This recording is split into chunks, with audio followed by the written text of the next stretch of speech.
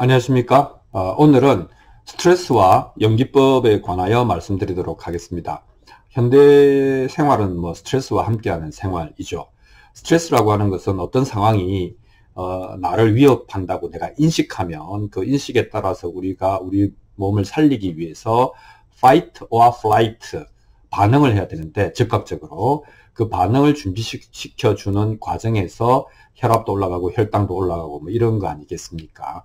그래서 이제 전쟁 상태를 심리적으로 이제 만들어내는 것인데, 이게 이제 심리적 스트레스가 있고 생리적 스트레스가 있겠죠. 추위와 굶주림 같은 것은 생리적인 스트레스지만은 심리적인 스트레스가 이제 현대인들에게는 더 본질적이고 어려운 문제다, 이렇게 이야기를 할 수 있겠습니다. 그리고 이 심리적 스트레스는 우리 누구나 가지고 있는 매우 인간적인 욕망이라고 하는 것의 문제와 관련이 있겠죠. 그래서 욕망이라고 하는 것을 뜯어보면, 하나는 미래에 가지고 싶거나, 하나는 미래에 그것을 잃고 싶지 않거나, 그죠? 그러니까 소유와 상실과 관련이 되어 있는 거죠. 그래서 이 이제 욕망이 어떤 형태로든지 좌절이 되면 스트레스가 되고 분노와 슬픔이 되고 이제 그렇게 되는 거 아니겠습니까? 그래서 이것을 이제 불교의 그 어떤 지혜로서 어떻게 우리가 이제 헤쳐나갈 수 있을까 하는 것을 한번 보도록 하겠습니다.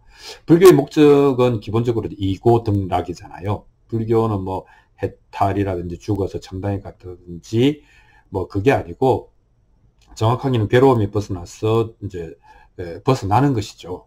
그렇게 보면 심리적인 스트레스의 극복과 같은 의미가 된다, 이렇게 말을 할 수가 있겠습니다. 그래서 그러면 그것을 어떻게 보는가? 이 스트레스를, 괴로움을 보는 불교적 관점은 뭔가? 그게 진단이고 처방이 될 수 있잖아요. 그게 고집멸도인 것이죠. 우리가 괴로운 것은 집 때문이다. 여기서 집이라고 하는 것은 집착이라기보다는 욕망, 가래 이렇게 표현하지만 사실은 몰집자거든요. 그러니까 굳어진 습관, 이렇게 표현할 수 있겠습니다. 그리고 그것을 없애야 고가 없어진다, 이렇게 이야기를 하는 것이고, 그것을 없애는, 얼음을 녹이는 봄을 가져오는 행동들 8가지 바른 행동, 바른 길, 이렇게 제시를 하죠. 그게 팔정도라고 하겠습니다. 그래서 이제 핵심은, 그러니까 집이 있고, 그러니까 그 집의 멸이 있고, 그것이 이제 우리의 스트레스를 잡는 이제 핵심적인 방법론이 되겠습니다. 그래서 이 집이라고 하는 것은 아까 이야기한 것처럼 집착한다, 쥐고 있다는 의미가 아니고 몰집자거든요. 그래서 이제 불교에서는 이걸 가래라고, 욕망이라고 이제 표현을 하지만, 정확하게 형상을 보면 지층처럼 켜켜이 흙이 쌓여서 굳고 굳어서 암석처럼 된 어떤 굳어진 습관, 가치관, 방향성, 기질, 이런 거라고 할 수 있겠습니다. 그래서 습관이 된, 습관으로 굳어진 인식 체계, 이렇게 표현해도 될 것 같습니다. 그래서 불교에서는 이것이 왜곡의 근원이고, 그 왜곡에 따라서 현실을 제대로 못 보고 반응하기 때문에 항상 현실과는 배치되는 상황에 놓이게 되고, 그것이 두카. 이 두카라고 하는 것은 뭡니까? 내 생각과 같지 않다라는 뜻이거든요. 그렇게 해서 괴로움이 찾아들게 된다. 이렇게 하는 것이 불교가 보는 괴로움에 대한, 스트레스에 대한 관점이죠. 어떻게 보면 습관이 인식을 낳고, 인식이 또 습관을 또 낳고, 두 개가 서로를 강화하는 풍차 돌리기 과정, 그것이 인간이 괴로움으로 빠져드는 근본적인 심리적 메커니즘이다, 이렇게 이야기를 하는 것이죠. 그래서 불교에서 보면은 스트레스는 바깥에서 오는 것이긴 하지만, 그 스트레스를 처리하는 블랙박스는 내가 아주 훌륭한 것을 갖고 있어야 되는데, 그 블랙박스의 2가지 중요한 키워드인 그 습관과 인식, 이것을 해결해야 된다, 이렇게 말을 하는 것이죠. 자, 그러면 이 습관과 인식을 어떻게 보면 리셋, 깨부수고 정리할 수 있는 중요한 지혜가 뭐냐? 그것이 연기법이다. 연기법에 대한 이해와 체득이다, 이렇게 이야기를 할 수 있겠죠. 그래서 연기법은 그 자체로 지적인 이론이면서 또 체험을 위한 실천 기준이다, 이렇게 실천 기준으로 말할 수 있겠습니다. 그래서 이제 연기법을 적용하면 2가지 방법으로 우리가 스트레스를 다스릴 수 있는데, 첫 번째는, 이게 이제 되게 우리가 이제 직관적으로 알 수 있는 것은 뭐냐면, 생활에서는 어떤 것을 초월하려면, 넘어서려면 염증이 일어나야 된다는 것이죠. 이거 대단히 이제 실질적인 얘기인데, 지긋지긋하다, 염증이 난다, 진절머리가 난다, 쳐다보기도 싫다, 이런 정도로 그것을 접해봐야 된다는 것이죠. 그렇게 해서 그렇게 되면은 그것을 가지고 싶은 욕망에서 떠나게 되고, 그 욕망에서 욕망하지 않으면 자유로워지잖아요. 그것이 해탈이다, 이렇게 이야기하는 것이죠. 현대어로 번역하면 개고생을 해봐야 된다. 구르고 닳도록 괴로워봐야 된다. 그리고 가루가 되도록 까여봐야 된다. 그러면 그게 진절머리가 나고 더 이상 그것을 원하지 않게 됐을 때 우리는 그것으로부터 떠날 수 있다. 뭐 이런 얘기가 되겠습니다. 그러니까 해변의 몽돌이 이렇게 동글동글하고 예뻐진 것은 무수하게 서로 부딪힘으로 해서 깎여서 둥글고 원만하게 된 거 아니냐, 뭐 이런 얘기를 할 수 있겠습니다. 이게 현실적인 것이죠. 이렇게 해서라도 원만해지면 좋은데 끝까지 뾰족한 채로 더 뾰족하게 되는 것도 있기 때문에 하여튼 보장은 없습니다.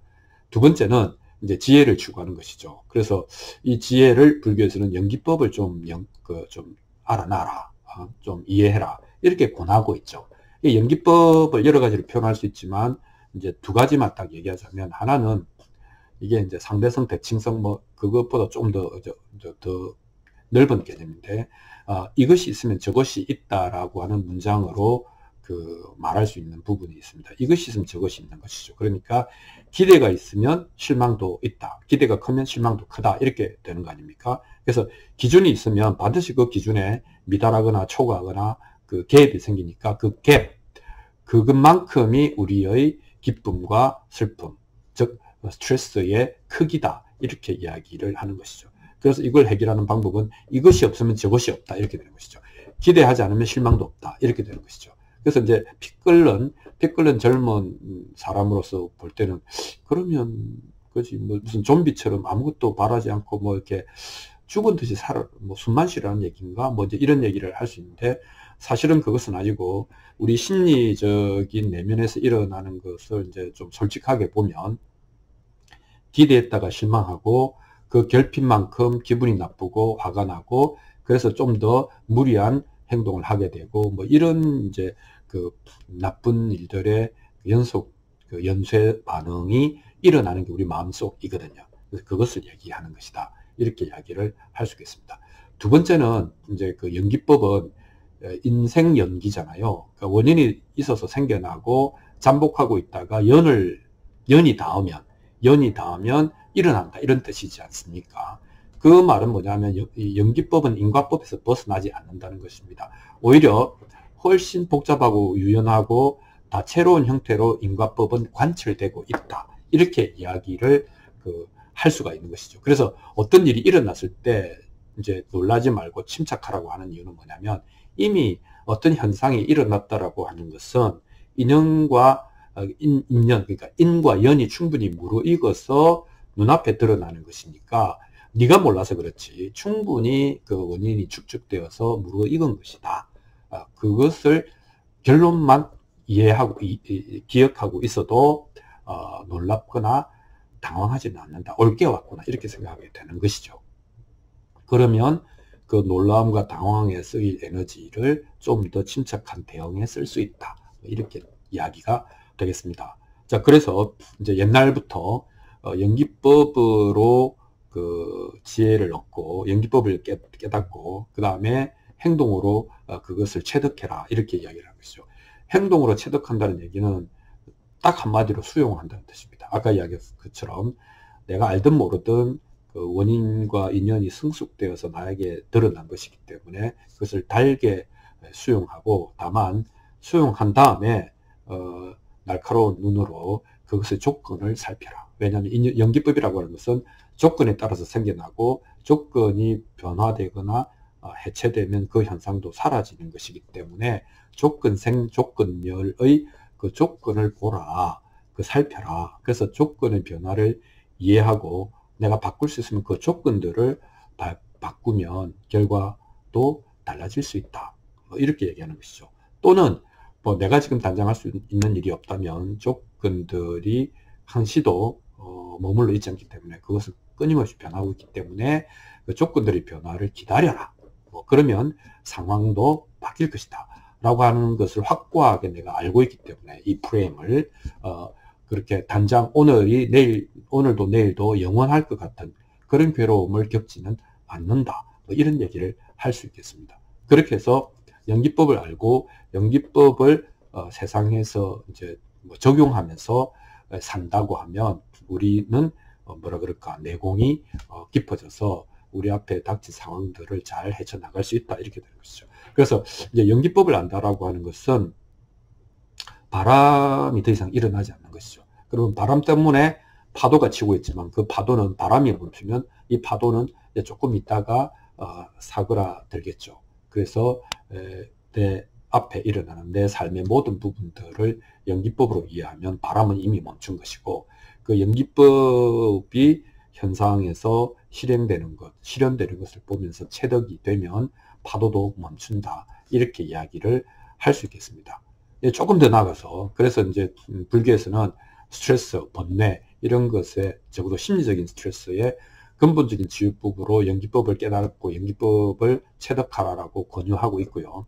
그리고 이제 그 연기법의 중요한 논리적인 귀결에 대해서 한 두세 가지 더 얘기를 하고 있습니다. 그래서 이 대자대비라고 하는 것이 정말로 자비로, 정말로 사람을 사랑한다는 것, 그것이 뭐냐? 이 큰 대자를 쓰지 않습니까? 그것은 단장 사람에게 필요한 것을 주는 것, 그죠? 배고픈 사람에게 밥을 주고 추운 사람에게 따뜻하게 해주고, 단장 필요한 것을 주는 것도 사랑이지만 더 큰 사랑은 그 사람에게 진리를 알게 해주는 것. 이제 이렇게 사실은 이제 모든 종교의 권유가 그런 내용이죠. 그래서 이걸 알려줘야, 알아야 자유가 온다, 그 사람에게. 뭐 이런 말이 되겠습니다. 그래서 몇 가지 논리적 규율이 있는데, 연기법은 뭡니까? 이것이 있으면 저것이 있다. 모든 것은 조건이 결합해서 생기고 조건이 해체되면 그 상황은 사라진다. 그런 거 아니겠습니까? 그래서 첫 번째 논리적 귀결이 바로 무상이고 무하다 하는 것이죠. 왜냐하면 조건이 만나서 생겨나고 조건이 흩어져서 사라지는 것이기 때문에 이건 영원할 수가 없다. 조건에 따라 달라진다 하는 것이 무상이고, 또 본체가 있는 것이 아니고 본체를 구성하는 여러 가지 부품들이 모였다가 해체됐다가 하는 거니까 이 실체는 없다라고 하는 것이 무아이죠. 그래서 조건들의 결합으로 생각하면 무상하고 무아라고 하는 것은 논리적으로 이해가 된다. 그러니까 거기에 집착할 필요가 없다. 그러면 우리는 슬픔의 강을 건너갈 수 있다. 그것이 무상하고 무아라고 하는 것을 아는 것이 고해, 괴로움이라고 하는 바다를 건너가는 배다, 뗏목이다, 이렇게 이야기하는 것이죠. 자, 또 하나는 불이법에 관한 얘기입니다. 그 둘이 아니라는 거잖아요. 그러니까 우리는 왜 괴로운가 하면 내가 있고 세상이 있고, 또 내가 좋은 게 있고 싫은 게 있고, 이렇게 구분하기 때문에 괴로운 것은 뭐 사실 아니겠습니까? 그렇다고 해서 뭐 미운 것을 좋아한다거나 아름다운 것을 싫어하는 것은 좀 정신이 이상한 거 아닌가, 이렇게 생각할 수도 있지만, 어찌됐건 우리가 기본적인 갈등의 구조는 좋아하고 싫어하는 것, 좋은 것은 땡기고 싫어하는 것은 밀어내고, 이게 이제 뭐 어떻게 보면은 괴로움의 구조이죠. 그래서 이 이분법을, 연기법을 잘 이해하면 이 이분법이라고 하는 것이 의미가 없다는 걸 알게 되는 것이죠. 왜냐하면 만나고 헤어지고 그 속에 진정한 나라고 하는 실체가 있을 수 없고, 모든 것은 이제 조건부고 임시적인 것이기 때문에 그걸 특정할 수가 없다는 거 아닙니까? 그러니까 나와 나 아닌 것으로 구분해서 영원히 대립시키는 것이 불가능하다. 그건 논리적으로 안 된다. 라고 하는 것을 깊이 실감할수록 나와 세상이 쩍 달라지고 내 눈에 좋은 것과 싫은 것이 구분되는 그런 것은 점점 사라지게 된다. 이게 이제 불이법에 관한 것이죠. 그리고 이제 이 이분법이야말로, 그 플라톤적인 이분법이야말로 세계를 정말 잘못 인식하는 것이고, 그것이 내적인 번뇌와 외적인 갈등 투쟁의 원인이 된다라고 이제 얘기를 하는 것이죠. 세 번째는 이제 거기서 조금 더 나가면, 봐라, 다 조건부고 조건 결합, 조건 해체, 여기에 따라서 이 현상은 무슨 파노라마처럼 우리 눈앞에 동영상처럼 왔다가 사라지는 거 아니냐. 과거의 것은 기억에만 남아있고 미래의 것도 마찬가지로 상상에만 있으니까 이 둘은 내가 붙잡을 수가 없다. 그래서 또 현재라고 우리가 개념적인 것이, 현재는 개념일 뿐 내가 현재라고 생각하는 순간에 또 과거로 흘러가 버리니까, 사실은 시간이라고 하는 개념은 그 시계는 돌아가지만 내 마음속의 시간이라고 하는 심리적 시간은 없는 것이다. 이제 이렇게 이야기를 하는 것이죠. 그래서 세상은 뭐냐? 꿈이다. 세상은 환상이다. 이 말은 현상이 없다는 것이 아니고 본질이 없다는 의미에서 세상은 꿈이다. 뭐 현상마저 꿈이다라고 생각하면 그거는 이제 정신병 아니겠습니까? 그렇지만 집착할 만한 본질은 없다라고 하는 것이 이 연기법의 논리적 규결입니다. 그러니까 그것은 너무나 생생하지만 꿈이다. 생생한 꿈. 그죠? 그렇게 표현할 수가 있겠죠. 그래서 이제 비유를 하자면, 처음에는 내가 진짜인 줄 알았는데, 알고 보니까 내가 연극에서 아주 실감나게 연기를 하고 있더라. 이런 정도를 아는 것이죠. 근데 그걸 알았다고 해서 연기를 그만두지는 않지 않습니까? 이제 그 극본에 따라서 충실히 더 맛깔나게 연기할 수도 있죠. 네, 그런 얘기를 하는 겁니다. 그렇게 해서 연기법을 터득하는 것은 단장의 스트레스를 줄이는 방법도 되고, 그리고 무상고 무아라든지 불의라든지, 그 다음에 이 세계의 환상 같음, 뭐 이런 것들, 실체 아님, 이런 것들이 이제 실감되면 실감될수록 우리가 겪는 심리적 스트레스가 불필요해진다. 초월할 수 있다, 넘어갈 수 있다, 없어질 수 있다, 이렇게 이야기를 할 수 있겠습니다. 자, 오늘은 불교에서 말하는 스트레스 해소법의 최고봉 연기법에 대해서 여러분들하고 얘기해 보았습니다. 감사합니다.